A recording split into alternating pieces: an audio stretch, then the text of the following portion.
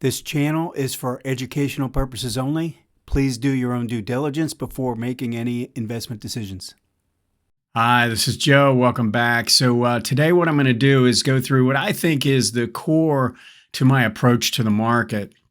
I think if you can understand this one concept, it can take you a long way. I mean, now there's obviously lots of layers to this, but what we're trying to do essentially is take advantage of when technical analysis fails and the average person thinks that something is turning down and they don't understand multiple time frames. And so I saw something a while back where a guy and data analyst was showing how technical analysis doesn't work and how, if you notice this one moving average crossover and to the downside, how low a probability it was.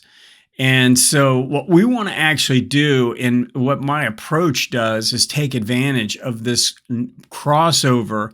And what I'm going to show you today is essentially the crossover to the downside that fails and how we can take advantage of it and how we can look for it and be ready for it. All right, let's go ahead and get into this example. First, let me just tell you, I'm putting together another course to go with the bundle. I am changing the pricing scheme.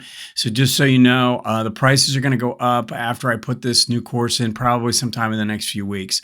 If you do want to start out with the book, I would go to rabilstockresearch.com/book for more information.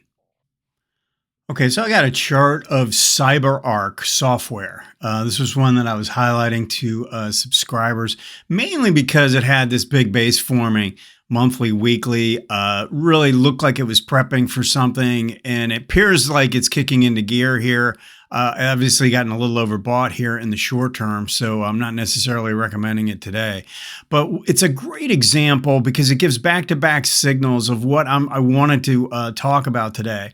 And what we're trying to identify, we always start with the higher time frame, and I like to use for what I'm going to teach you today, I'd like you to start with a weekly chart. And I do recommend going and looking for these patterns and seeing them, historically speaking, go back through, old charts and see if you can find these patterns. Because the more you see something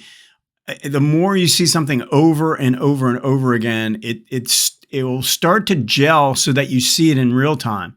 I mean, I keep using the same analogies. If you look at some of the greatest quarterbacks in NFL history, they were in the film room watching film nonstop. Those games are happening. They've already happened, right? I mean, these aren't in real time. We're not talking about what's the next play. We are going back through history and seeing if we can identify patterns that we can make money in and then apply that in real time. But you have to be able to see it like it's second nature. And if you can't see it like it's second nature, you're going to miss them over and over and over again in real time. So we want to use this repetitive nature and go back through, historically speaking, thousands and thousands of charts. And I think the more you do, the better you'll get at it. All right. So let's just look at the CyberArk. And if you notice the weekly chart on the right, I don't have the zigzag up because I wanted to just show, look at how this just was not respecting the moving averages. Do you see how the moving averages are waving up and down and price is just going up and down, above and below? And then finally we get respect. Well, actually we start to see some improvement here with the ADX crossing. We also notice how the MACD finally kind of got broken out of this range and moved to the upside, right? So we had price kind of taking out these highs, but we had confirmation on a momentum basis as well. Then we get a pullback. All right. Now, this pullback is different than all the other pullbacks before it because the 18 is above the 40 and both lines are rising. You can't really find that on this chart prior to this. There doesn't happen. There's not one time where you're pulling back to a rising 18, which is above a rising 40. It just doesn't happen here. So that's kind of our starting point, number one. If we don't have this, we don't even go and look at these over here. All right. Now, so it happened on back-to-back occasions. We had a rising 18 above a rising 40, right? Two back-to-back occasions. Now, those two pullback. So this pullback is this right here, and this pullback is this right here. All right. Now, the reason why I think this is so important, if you notice, we have a rising 18 above a rising 40 on the weekly, but right before this basically triggers to the upside, the 18 is below the 40 on this time frame. And if you notice here, the 18 crosses down below the 40 on this time frame as well. Now, what is that saying? That is saying that this time frame is supposed to be turning down. I mean, the 18 is crossing down below the 40. I mean, isn't that what it's supposed to do? It's supposed to give us a sell signal, right? That's a sell signal to the downside. And we can go and look at the price pattern. We can say we broke the trend line and we tested the high and we completed a 1, 2, 3 to the downside. This is supposed to be incredibly bearish, right? I mean, we just created a 1, 2, 3 to the downside. Now look at this. We could do the same thing here. We break the uptrend line.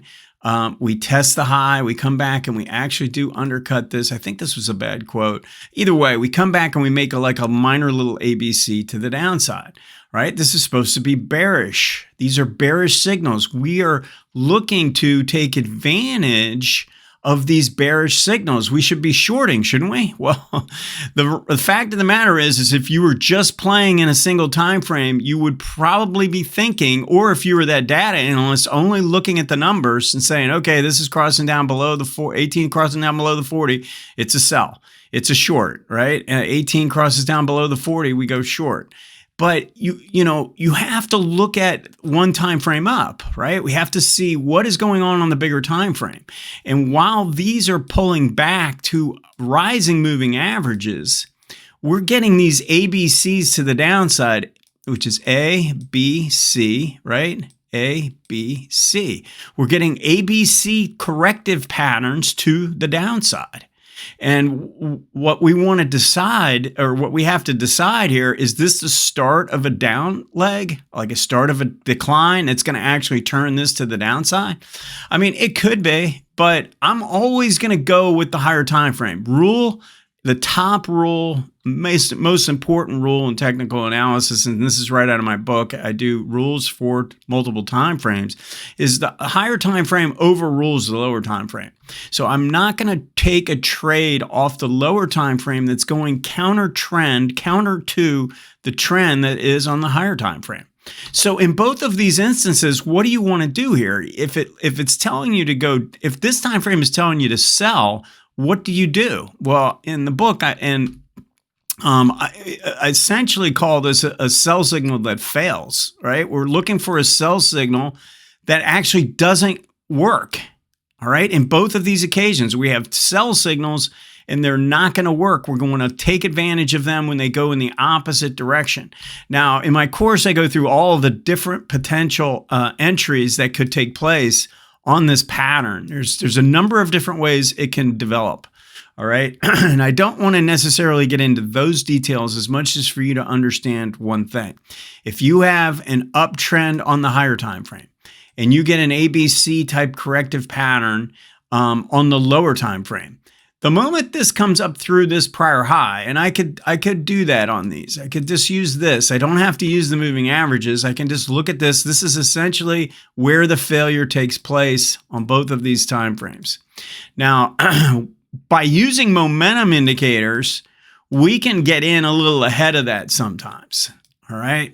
But using the zigzag and understanding what's really going on here, this is Linda Raschke calls this a power buy right here. These signals right here. This is where you're supposed to be turning bearish, but you don't. You immediately reverse back up. So you have a bear alert pattern that fails when it comes back up through this prior high, these two highs here. So there's two independent signals, both of which would have gotten you in at the start of this trend before it took off. All right.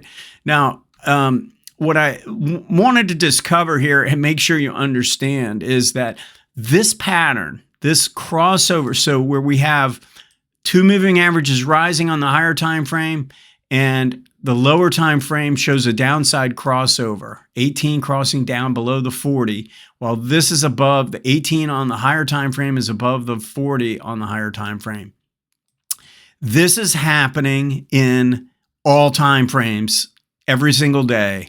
I show you examples of this all the time because I want this to be seared into your brain. I mean, I really do. If you know what you're looking for here, your timing by default is going to improve, because what you're doing is you're looking to buy in an uptrend on a pullback. That's what this is telling us to do. Once we get this 18 to cross down below the 40, we've essentially created a pullback. We've created an ABC corrective pattern. And it usually takes an ABC in most cases to get the 18 to cross down below the 40. If you just have the A, you won't have the crossover yet. So it forces you to be patient, wait for the proper pullback, and then we can look to really take advantage of this bigger time frame by entering at the right time. So I hope this helps. You need to go back and start going through old charts, all right, and make sure you get this specific thing down. You have to know this two time frame pattern. Once you do, I think if you go into, if you get my course, the foundation course, if you read my book, I mean, I cover a lot of this in detail, but the reality is, I think this concept, once it's factored into your equation and you understand what you're looking for, your timing is just going to improve by default. All right. Go ahead and hit that like button if you like this information. I'm continuing to try and grow this channel. It's been a slow grower, but it is growing, and I'd love your support. All right. Thanks.